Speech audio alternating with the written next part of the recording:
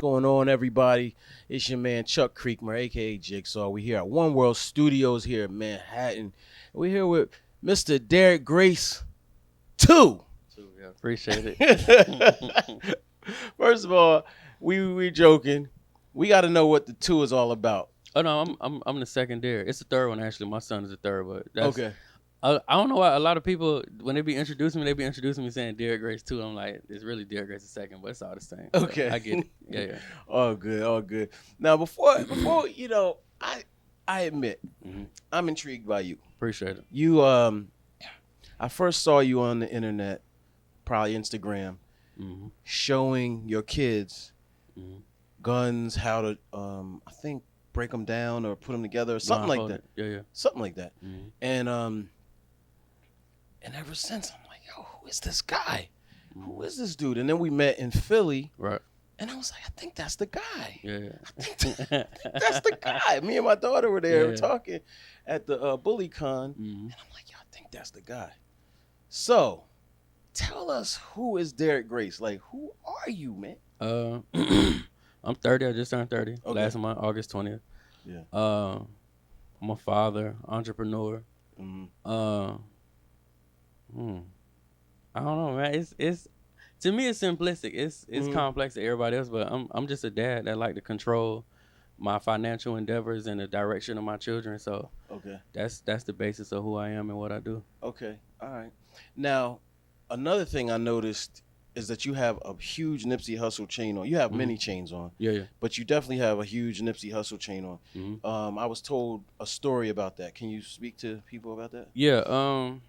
I've been a fan of his since 2009.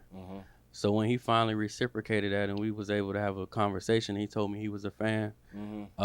That's what really like started more of a relationship more so. And then he's like, I write educational curriculums. Right. He has supported some of the parenting curriculums back in 2017. Okay. And from there on, I'm just a firm believer in supporting the people that you deem as a hero. Because one of the things I learned with leadership is we live in a country that requires a certain level of monetary gain. Yeah. So if you want people to be mentally to be at a place where they can continue to support you and teach you as they've been doing, the reason you love them in the first place, then you should reciprocate that support. Because like, I'm sure you know this, big bro, but creatively it helps when you don't have to worry about the ills of the world. You can just focus on and hone in on your creativity. Absolutely. So I've always made it my business to support everything from all his mixtapes to the $100 mixtape to the clothes. Yeah. Like, I ain't gonna lie, like the marathon jerseys, I'm too big to even wear them, but I still spend the $150 every time I go to LA. Right. But when he passed, I just wanted to get something extremely big and meaningful. Right. And in Loaded Basis, he mentioned having 2 kilos on his neck, so it was only right that I went and made sure the piece was 2 kilos. So his head is a kilo, and the Cuban that it's attached to is a kilo as well, roughly 5 pounds. Dope. Yeah. I thought it was Black Jesus when I saw it. Ironically, they call him, the Los Angeles Black Jesus. Right, at least right. my man Glasses Malone did. Yeah. You know what I'm saying? So he's been referred in that regard a lot. Yeah. So that's what's up. Shout out to Nipsey. Speaking of the birthday party, so for my 30th party, like my big thing was rather than just turn up like most people do, not knocking them, but I wanted to take my bread and invest it into people that I actually looked up to or that I felt tied to in some way. So I booked Nip, I booked David Banner, Wallow, My Song, and a couple of other people. But yeah, actually the crazy thing is once we sent the wire through to actually confirm it was March 15th, and like literally 2 weeks, almost exactly 2 weeks later, that's when he transitioned. So he wasn't able to make the party. And also, crazy thing is too, like our birthdays like 5 days apart. So it was like we had briefly spoke before that, but I mean we still had an amazing time, but it would have been a lot more amazing if he hadn't been able to make the party. Absolutely. Well, rest in peace, Nip. You know what I'm saying? All right, so let's get down to some of the nuts and bolts of this interview. You are all, I mean, there's a lot that you're about, but one thing is it seems to me it breaks down to freedom. Absolutely. Is that about? Yeah. Okay. I don't like authority. Right. Never been big on rules unless we making them or we have some say in how they go. But yeah, freedom. Okay. Freedom all the way around. So economics is a big thing. Yeah. So let's talk about the game. Let's go ahead and bring it out. Talk about the game. Banking board game. All right. So let's talk about this game and how it relates to overall what you're about. I got you. Well, bro, the biggest thing is I put on the front, we don't need them, they need us. And what I think a lot of people haven't figured out in this system, whether it's finances or America or the world, period, is that these systems are only well-oiled because the people who in which they oppress feel the need to continue to rely on them. Right. So, like, a lot of people haven't figured out, just in the case of the bank versus the people who's rich and who's poor. The bank is typically rich and the people are typically poor. Right. But the bank is rich off the people's lack of intelligence and their funds. Yeah. So the whole thing with the board game, well, number one, big bro, it started out as a online course. I came up with this concept in 2017, and I was like, I'm gonna call it in-home banking. And then we transitioned to making an actual curriculum. Okay. And then the last course we did was early 2018, and I came, like, we had 2,000 students in this course. And in my final assignment, I was like, hey, I want everybody to turn in their homework because I just wanted to test them to see who was really taking it serious. Of those 2,000, we had like 53 people turn in homework. And it just dawned on me again, and I realized at that point, like, a lot of our people are not good with learning in a traditional setting, saying, I'm going to hand you a book and a pencil, learn, I'm going to teach X, Y, Z. So just being honest, it was around like October 9th. I got really high that night, and I came up with a concept, and I was like, you know what? We're going to turn it into a board game. And by October 11th, we had a pre-order up, and we was running with a full head of steam. But essentially, it's like the medicine and the candy method. I had to figure out a way, to be honest. And it may not sound good, but my intentions were good. But I had to figure out a way to trick Black America into educating themselves on finances. Right. School didn't do it, obviously, because a lot of them are still 30, 40, dead smack in the struggle financially. They big homies, they pastors, whoever was around them didn't give them certain tools. So I was like, what better way to infiltrate the home of Black America? And I understand our people are overly investing in entertainment. So make it colorful, put family on it, call it a board game. And then they don't know this, but they accidentally end up learning what a CPN and a trade line is on accident. And now, now they're on a whole new level financially. Because they thought they were just going to play a video board game. Oh, yeah, definitely. Yeah. Now I got a gang of people, like, I think my favorite feedback is when I see like 8 street dudes in the house. Right. They arguing, they still got that street edge, but he like, damn, bro, so that's how they doing it? I'm like, yeah, that's how they doing it. Right. Yeah, that's why, like, they figured it out and we still struggling. Right. Yeah. You're against what you call traditionalism. Absolutely. And it's funny because I think about that a lot. I did all the regular stuff. I went to public school, college, et cetera, et cetera. Worked at a bank, and then it hit me.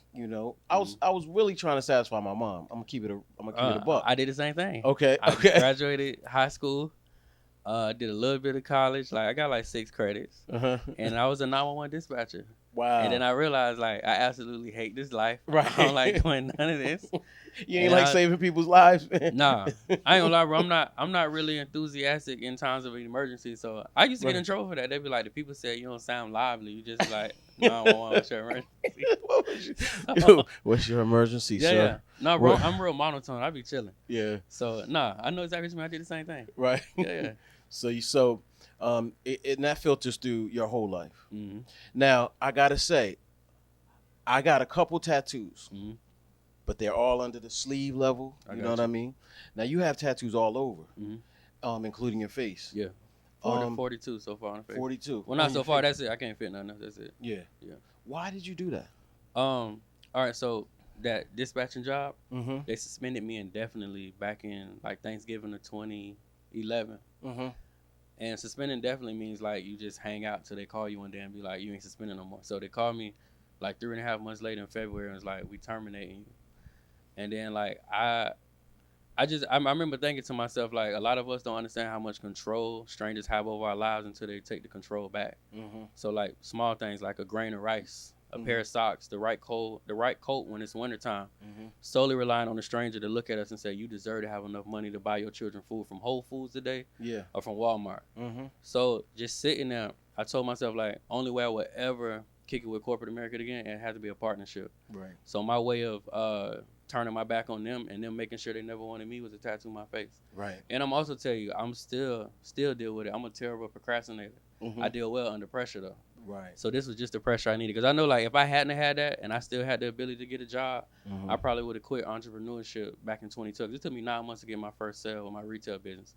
I probably would have quit already and went and got a job, but it was kind of too late because I already had put like 11 tattoos on my face. So we just had to stick with it at that point. That's dope. That's crazy. It's crazy to me, but it's dope. I mean, and I respect the mentality behind why you why Yeah, you yeah. do it. Why Appreciate you do it, that. which is a little different than what I've heard. Right. Some people do it because it's the wave, Yeah, yeah. and that's not. Oh yeah, what's no. up. I had my facial tattoo since 2012. At this Yeah. point, it's been 7 years. Right. Yeah, Right. Okay. All right. Now you mentioned drugs earlier. Mm-hmm. I got a little brief like synopsis on you and everything, Mm-hmm. and it said something about doing shrooms and getting people pregnant and all this. Getting people pregnant. All this. I don't know about that one. Oh, I don't know. The shrooms though, that's factual. Okay, hold on. Let me. I love I hate mushrooms. going to my phone, but I gotta go straight to the phone Cool. to properly articulate what I read. So let me do that. All right, here we go. I'm not gonna say who sent this because it might get them in trouble. Okay. Derrick was on shrooms. Okay, while creating every curriculum, book, and even board game. That's true. No, I was high on marijuana for the board game. Oh, The okay. curriculums and books though, yes, I definitely was doing mushrooms on most of those. Okay. Most of those. Okay. Now, is that because it's from the earth, or is that it takes you to another level? Both. Yeah. I used to date somebody who was on that. Yeah. I was too scared because I'm just I'm scared. I'm not gonna lie. I got you. Yeah, bro. They definitely connect other wavelengths within the brain that typically aren't connected. Okay. And I think a lot of people don't understand. Like, I'm not trying to be a spokesperson for shrooms. Okay. But America does enough from us from the day of birth and stuff they give us in the hospital leading up to adulthood to take away from our brain power and our intellect. Shrooms actually helps rebuild a lot of those things. So, yeah, it's definitely a brain food for me. It's not something I do all the time. Like, it's something I typically do when I need to tap into another level or I'm just doing some soul searching. But I definitely wouldn't recommend nobody take shrooms every day. You just might be lost out here one day. Right. Yeah. All right, no doubt. The other thing he said, he fathered 2 kids 2 weeks apart while living 5 weeks apart. 5. Oh, it says 2 here. Yeah. Okay, 5 weeks apart while living with both mothers and one of their girlfriends. Oh, then how they got all that information? I'm just telling you what I got. I'm not, I got you. No, go ahead. That's factual. Okay. Yeah. So first of all, 2 weeks. They 5 weeks apart. 5 weeks. Yeah. Okay. I mean, first of all, as a man, that just sounds like a lot. Like, first of all, you have your own business. You run your own business. I know about that. That's hard. Right. And then you're dealing with, multiple energies. Yeah. That's why I commend any man that's in a polygamous relationship because I honestly don't have the time, and that take a lot of patience and to nurture those energies and keep all those women happy. That's a lot of work. I don't have that type of time. So what do you do? I mean, well, that's past tense. That's no longer my situation. Oh, okay. Yeah. Okay. But no, we all did live together for a couple years. I think it was like 2 or 3 years, and I got one daughter. Melanin is August 8th. And God is September 21st. Okay. Actually, her birthday this weekend. So you have a total of 2 kids? No, 5. 5. Yeah, okay. yeah. I'm sorry. Yeah, I got 5 children all together. Knowledge, Derrick and Derrick. Derrick and Derrick are my oldest. Those are the ones you see with the guns on the internet. Okay. Derrick and Derrick. So how is it homeschooling your kids? Now, I know a lot of people who homeschool, they tend to follow, a traditional curriculum. Yeah. What's yours like? So the key is this. By law, they are going to ask that they're either in a homeschool program or a public school program.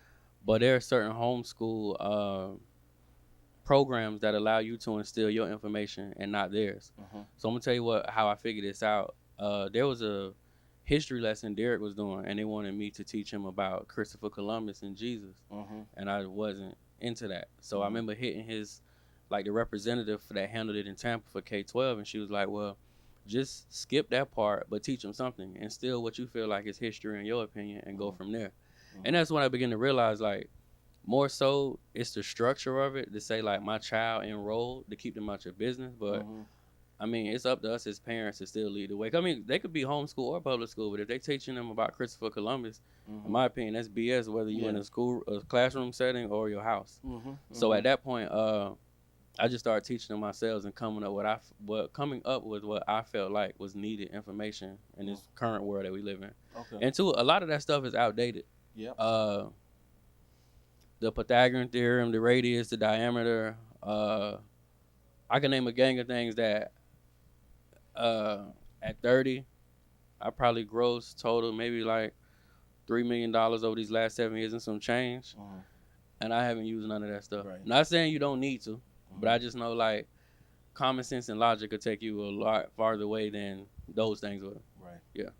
You talk a lot about black people in general, and it's almost as if you talk about us as prey, meaning like we're just prey to the system. Why are black people these types of people? I wouldn't say necessarily black people, because I know people from other demographics who dealing with the same struggles.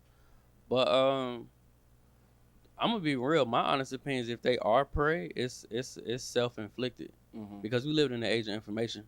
If you're on social media, that means you got some form of smartphone or some form of smart something. So you could do your Googles, you could do your research. I mean, it's enough free game out there to at least get a start. Yeah. So for me, I think it's just a lack of drive and a lack of ambition. And again, just going back to traditionalism. Like I say this all the time, like this holiday season was September, November, let's gonna be 3 generations of relatives that sit down at a table and they're gonna rejoice over that meal, and they all struggling in their real lives. So if it's 3 of y'all at a table, y'all all average age of 50, that's 150 years of wisdom. If that don't bother you, that all y'all look identical and living identical lives and probably gonna die the same way, then yeah, y'all simply in love with y'all traditionalism, and you cool with doing the robot thing. I'm not. Right. But for me, my honest opinion, most people are only prey because they choose to be. Yeah. Right. Is that more convenient? Is that more? Absolutely. It's way more. I was just having this conversation yesterday. It's way easier to live within your trauma, because to repeatedly speak on your trauma and complain about your circumstances takes no effort. Yeah. To actually go win and figure some shit out takes some effort, some ambition, some heart, some grind. So yeah, it's way easier just to sit with 10 people and be like, man, we all fucked up, life bad. Right. It's way harder to just be like, nah, well, I'm cool, but all 9 of y'all could chill there. I'm finna go figure something out. Right. Yeah. One thing I appreciated about going to the BullyCon was I was there, you were there, Brother Reza was there, and other people as well, and we all look very different. Yeah. We think different too, but I think our goals are similar. Yeah. You know what I mean? What about business? Are you into in addition to like this game and things? I'm really huge on marketing. Okay. Marketing is actually, to be honest, marketing is my favorite thing to do. Okay. I love the rush and the drive you get out of just creating a concept, putting it out in front of the world, and like looking in the mirror and be like, y'all gonna buy into it. Y'all gonna buy it. Y'all gonna accept it fully. Yeah. And even when they don't, like, I love the process of, like, I call it mental gymnastics. Yeah. But I just, like, a lot of people don't even know, like, marketing is basically knowing what to think for somebody, how to think, and also telling them what to do after you tell them what to think. So I love that whole concept. But in terms of business, I'm big on marketing. Of course, we got the board games. I started out with curriculums. I'm a #1 selling author. That took place in 2016. I got 5 books to date. Are they all business books or what? No. 4 of those books are like self-affirmation books, and then one of them is actually a 700-page autobiography on my life. Okay. But of course, I got the parenting curriculum, the firearm curriculum, the business curriculum, co-parenting. That's a big thing of mine. Yeah. We're having 5 children and 3 moms. What else I'm working on? I got some stuff in real estate. I'm getting my feet wet that I'm gonna start working on. Okay. My daughter is, I don't even want to share yet, but she got a venture that she launching this fall in the toy industry, independently, of course. Because like I said, that's my biggest thing, is just having complete equity, having complete control, putting our own money up. And then again, we're transitioning the board game into an actual video game for PS4, Xbox, and PC. So those are ventures I'm working on right now. I'm launching my own adult toy line or toy accessory and line. So I just come to the realization, right, that it's a couple things that's universal in life. No matter what color you are, what age, what demographic, what country, everybody requires water. Everybody, unless you celibate and take part in sex. And typically everybody got some form of communication, whether it's a cell phone, a computer, whatever the case is. So we're going to be transitioning. I'll be transitioning into like the adult toy line. It'll be educational, of course, because I'm all about education. But I'll be creating an actual toy line that mimics my actual body parts for for the world to actually support and indulge in while learning as well. So one of the biggest things, just being honest, it's a overflow of amazing energies out there in the world who DM me from time to time and text and that I come across. So this would be a great substitute for them to not only learn, but I can't spread myself that thin, but they'll be able to support and, you know, whatever they choose to do with the toy after that is their business. So you cleaning it up. Oh yeah, I definitely gonna clean it up. You gonna take your privates and yeah. We let's just I'm just telling you what I got. I got you. And you're gonna mold it. Yeah, we're gonna mold it and they'll be able to purchase my actual likeness from a platform. Now, why would somebody do that? I mean, I think it's the same reason why they send me advances in the DM, because they just, you know, they interested. But like I said, I don't have enough of me, and I don't have enough time to spread myself that thin. So, I mean, and outside of that, business wise, that's a billion trillion dollar industry. Right. So I think, and I think that's also a topic that people shy away from. But we literally are all here because somebody decided to have sex. Yeah. So. No, I'm definitely gonna dive into that world 110% and literally leave my print on it, my mark. Yeah, you're a funny guy. You have your own security firm. Yeah, what more so security as in things bloggers need who talk too much trash on the internet. Absolutely. That's one of my biggest goals for the security business. It's actually headed through my parents. My pops is retired law enforcement, and he also spent several years with the Secret Service. Out of Tampa, Florida. So just bringing his expertise, his certifications, and the power that he has to make certain things move within the legal world. They started a security company, and I more so just serve as like more so the face of it, and just the like the liaison between the people I know that I can direct to them. But yeah, it's called Grace Private Security, Grace Private Investigation. So, you know, if you got a cheating spouse, you got an employee who say they back hurt, but they be playing basketball every day. Right. I mean, anything. Dignitary services. If you were like Stan was saying, if you're a blogger, you worry about somebody smacking your face off for whatever reason. You know what? Serious one though. A lot of these entertainers, they have the slightest education on gun laws and things of that nature. I see them get arrested for guns every day. Like, just real quick example, there's no reason why Kodak should be getting ready to do Fed time at 22 years old. Yeah. Like, somebody on his team was supposed to be like, nah, you shouldn't do that, or I'll do that for you. Right. So, yeah, I definitely see a lot of people within the industry that definitely need security. Yeah. Okay. All right. Now, I heard you took a huge loss. Like, we always talk in business, we don't tend to talk about the losses that we take. You know, business is up and down. Absolutely. You know, wins and losses. Yeah. What about this $500K? All right, so PayPal, we was having an issue with the board game.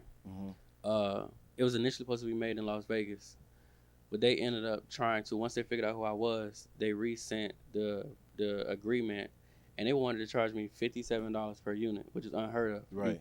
You cannot charge anybody $57 per unit and think they're going to prosper.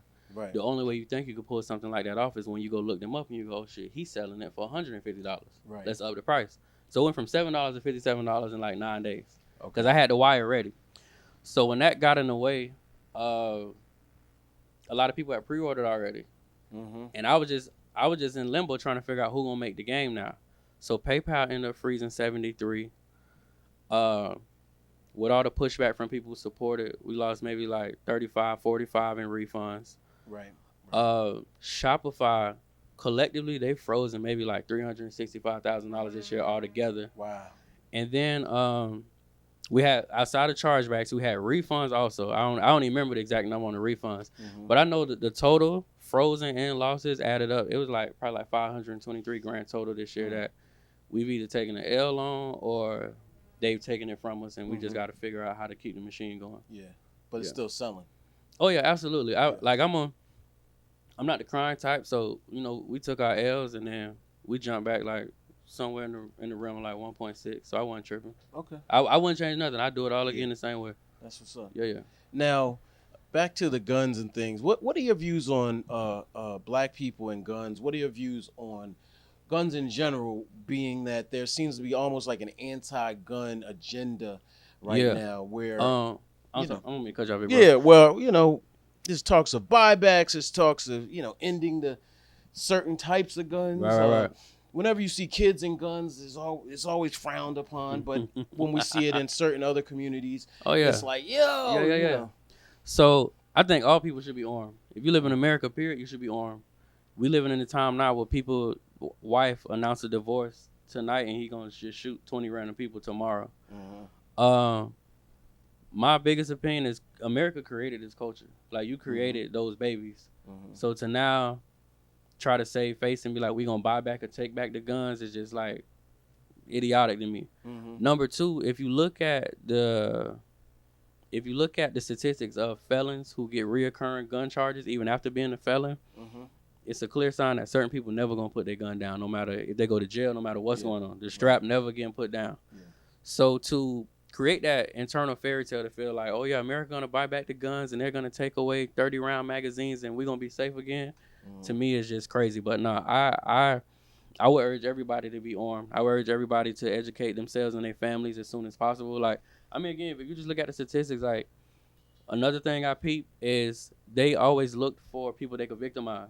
Right. You never see the shooters go to the projects and shoot because they under the notion that somebody here gonna shoot back. Yeah. They never go to the police stations and shoot because they're not looking for a shootout. They looking to victimize women, children, and men, elderly, whatever the case is. So I urge everybody, from the youngins to the grandma, everybody have a gun. Everybody just understand the basics of a gun, how to clean it, how to unload it, how to carry it, how to use it in an emergency. Something else I urge people to do is look into like actual like tactical training in case of an emergency. I'm willing to bet it's people every time those shootings happen that freeze up and run straight towards the gun because they never dealt with any type of violent adversity in their lives. Right. So I think that's another one too, just in terms of like home safety, gun safety, and if somebody fires shot off in the restaurant you in, you got to know how to move. Right. But no, I urge everybody to get a gun. Like, one of the biggest things I see too with the celebrities and the people who actively talking about get rid of the guns is they have armed security. That should tell you something about the people you listening to. Yeah. How you mobbing with 10 guns on other people surrounding you, but you telling Joe Blow and them, man, y'all got to put the guns down and stop the violence. Right. That makes no sense to me at all. Yeah. If that's the case, then like Trump and I'm not even Trump because I don't even really pay attention to them, but whoever the people in law that's trying to pass them laws, they should just mob with no security then. Just come outside with your regular clothes on them. No, they're not going to do that. Sure. They understand the dangers of living in America. Right. Yeah. Absolutely. Now, how much is shock a part of your strategy? I know that, everything about you is rather shocking, you know what I mean, to your average person. How much does that play into the marketing, the churn of business? It plays a lot into it because I assess the things that like make America gears grind. Yeah. And the beautiful thing is those things happen to naturally be things that I'm into. Yeah. They don't like guns. Like, I was raised around guns. I love guns. Yeah. I got like 26, I think, flamethrower and all. I love guns. Okay, a flamethrower. Okay. Yeah. So, you know what? To be honest, man. Wait. What do you need a flamethrower for? I don't know. I just like you know who Black Rambo is? I know Rambo. I don't know Black Rambo. You gotta check him out. Black Rambo on the gram. He of our culture. He is the gunman of all guns. Okay. But yeah, no, I got my flamethrower from Black Rambo. I just saw him with it one day with his daughter, and I was like, yeah, me and my daughter need it. But no, man, guns are a huge part of my culture. But just getting back to the shock part. Yeah.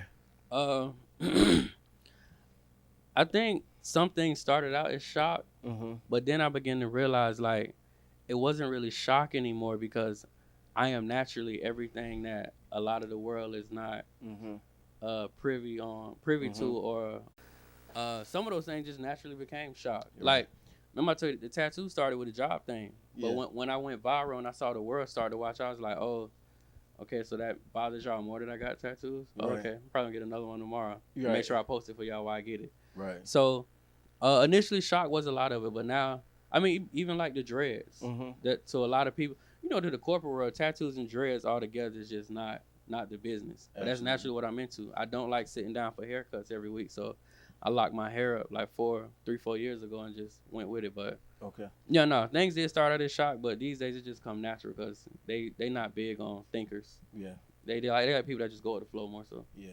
Now your tattoos tell a story as well. What are your, what do they represent to you? What are your ideologies? Like I see Huey, Malcolm, Pac, and Martin. Yeah. A lot of Yeah, black nationalism. Every single one has a meaning. Yeah. A lot of these I got when I was younger, so I do have to get them redone. Okay. Now that I'm in a better place financially, right? I just don't feel like going through the pain. I was a little crazier when I was 18 and whatnot. Mm-hmm. But like this one right here is the needles on a clock, so that represents time. Mm-hmm. The pencil represents creativity, and that bar right there represents longevity. Okay. And the plug, that represents me being the source of the information. Right. I released the highest apparel app ever on Google Play back in 2012, so that's the actual Google Play sign right there. Okay. I mean, yeah, but I got a gazillion of them, but they all have a meaning. Yeah. And they all do tell a story, though, just either a certain time of my life or something that I had on my mind that I wanted to make sure stuck out. I mean, I have some that I got, like, more so for, like, statement purposes. Yeah. Like, I got the NWA. I don't know what side it's on. It's right there. But I just want to remind them, like, yeah, we powerful. We aggressive. We don't really give a damn how y'all feel about what we saying or what we doing or how we feel. We just... we're going to kick the door in and just do shit our way. Yeah. Okay. You should start a label. A hip-hop label. And you know what's crazy? People ask me that every day. Like, literally, we was in Walmart the other day. Dude was like, hey, bro, can you sign me?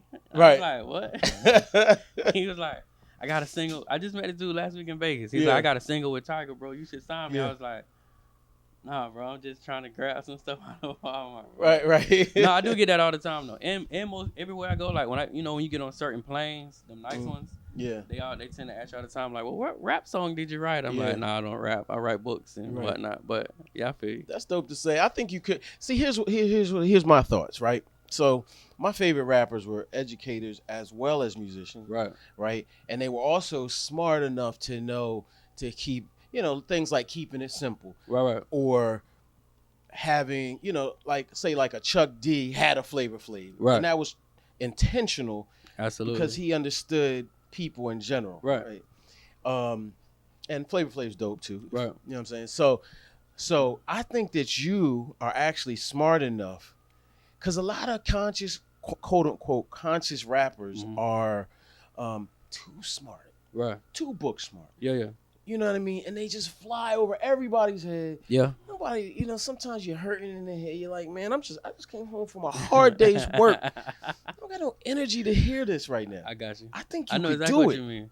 You know, bro, who helped me with that? Like, I already had it, but he helped me to hone in on it. David Banner. That's my guy. Yeah. Yeah. Big bro told me years ago I got to meet my people where they at. Right. And when he told me that, I was like, I get it. I know exactly what you mean. Yeah. I don't even want to use the word dumb down, but I just had to like simplify the information, and people were like, oh, okay, I could learn that with my kids. I'm like, yeah, it's that simple. Okay. Yeah. Right. We gonna work. You may not be really seeing the vision right now, but we gonna talk to you a little more off the camera. Like Suge Knight, one of my idols. So we could do the. I definitely throw in the R-Red. We could do the Death Row thing. All right. Okay. Yeah. Let's do it. All right. Now, last question. What is the biggest thing we should unlearn, and what is the biggest thing we should learn or relearn? The biggest thing to unlearn is self.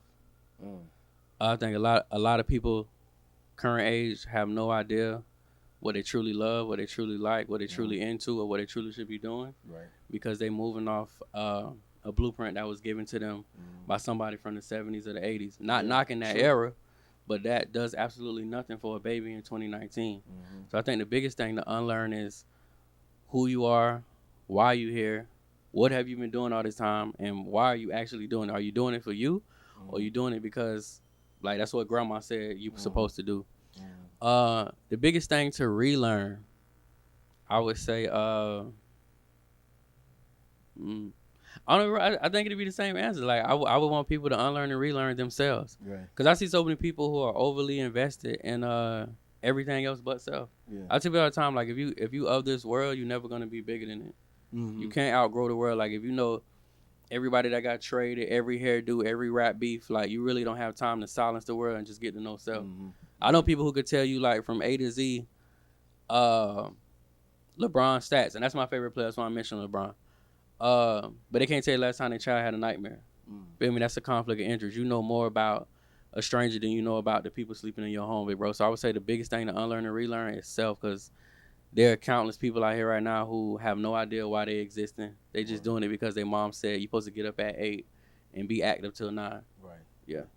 All right. Dope. Appreciate you, man. Anything Appreciate else you wanted to get off your chest? I want to give well, it's her belated birthday, but that's my brain trust in my right hand over there, named Khadijah Grant. Okay. We recently launched a publishing company. It's funny you mentioned the label, because we don't have no record label, but we are moving into that world where we have like artists per se under us, but more so authors. Okay. But we just launched a publishing company this summer called If We Had a Voice Publishing Company, and we just we inked our first author. What was that, last week? Yeah, last week. Okay. We had our first one come through. So that's also that's another one of them, the endeavors that I'm tied into. But I only want to claim that one. That's hers. Okay. I'm just gonna make sure that it morph into everything she wanted to be. Okay. But yeah. Salute. Appreciate you. And then lastly, I didn't even get to crack this one open, but you know what? Matter of fact, I can show you in the back. So a big part of in-home banking is, again, just leveraging your people to remove your reliance on other people. Mm-hmm. So rather than my people having to pay for Facebook ads and things of that nature to be seen by 280,000 people, what I did was that's my children's business, the Grace Tribe. My cameraman, who you see back there in the green shirt, that's his business. My graphic designer and Khadijah Grant, who I was just talking about, that's her business. So what we did with the board game also to incorporate our people and other people is we opened up sponsorship to where you could buy actual space on the board. Okay. So at this point, this specific board game, independently 13,000 units moved. And that's not like Facebook move, like we just gonna flash you in front of somebody. Right. That's like every time they open this game and play it, they gotta see your business. They gotta be familiar with your at name, with your social platform, with your website, what you do. So this is edition, in-home banking board game edition number 1. Okay. The pre-order for the video game will be releasing on Black Friday. Okay. And like I said, that one gonna be PS4, Xbox, and PC. And then I got a 30th anniversary edition and a Spanish version coming out as well. So for my brown people, I got them covered too on the economics. Okay. We gonna venture into other languages as well. I just haven't found the right translator to knock those out. But I know I definitely want to touch on some other languages as well. But Black Friday, the video game going live. Shortly after that, we releasing the 30th edition of the board game, which is gonna be double the information of this one. Okay. And it's gonna be a very special holiday season and New Year. All right, but all right, this is my real last question. A lot of artists are in business. You got your Jay-Z's, your Diddy's, your everybody. Right. Even David Banner, people like that. What's your views on hip hop and business? And I say that on a number of levels. Jay-Z's a hot topic right now because he swooped in and did a deal with the NFL. Right. That's big business. Other people have said he shouldn't have done that. What is your take on the general consensus? But even that specific deal. Well, I'm gonna say this first. When it comes to Jay, I may be biased because that's somebody who I really look up to, and I study a lot of his moves. I think the biggest thing is my biggest responsibility wouldn't even be a business. I would tell the people who have excessive opinions to just go do something. Like go do something about what. Like my thing is rather than have a round table about discussing what the big dog's doing, just go figure out how to align yourself with the big dogs or be a big dog in your own right. But no, I'm not gonna lie. I haven't seen one move that Jay made that really took me back or made me feel away. I've always been impressed with his moves. And then just in terms of hip hop and business, I do like the direction it's going in. I think they should just be more transparent because a lot of them, even if it's not through music, just have an interview where you explain how you made certain moves. Because some people you may not be able to put it into words. But I think that's one of the things I appreciated. Most people appreciate about Nip is he not only spoke on it in interviews, but he actually like literally taught people how to utilize vertical integration. Like he just threw that term out there and people picked it up and people started utilizing it. So I definitely love the direction we're going in terms of ownership and buying up stuff and whatnot. I just wish we would be more transparent about it. Yeah. And not saying like they being deceitful or lying, but I think a lot of times they just give like a glimpse into what they doing, and not. I ain't even saying you got to give somebody the full game or shit, charge for the game. Yeah, charge them. The people want to invest, gonna invest, but more so a blueprint. I'm sure people can't even fathom how you make a deal with the NFL. Yeah. So I mean, I'm sure Jake could have a 3-minute conversation where he give them A, B, and C through Z. You gotta figure out yourself. Right. But nah, just a little more direction on, how you make certain things happen. That's true, because it's funny, because I was gonna write a book years ago, call it No Mentor, because me and my business partner, we were around every one of them. Right. And we had to literally figure it out the whole way. I told you in Philly, like, I've been following for a long time. We've been on the site since youngins, so I seen that. Yeah. Well, I appreciate that. Now you can give me the game. Nah, salute. Big salute, man. I appreciate you. I appreciate your movement. And I really wish you much success. Appreciate it. Truly. Thank you. Yeah. All right. Appreciate that, bro. Yeah. Hey, what up, y'all? It's Derrick Grace II, the Tatted Mentor, reporting live from allhiphop.com. Be sure to check it out.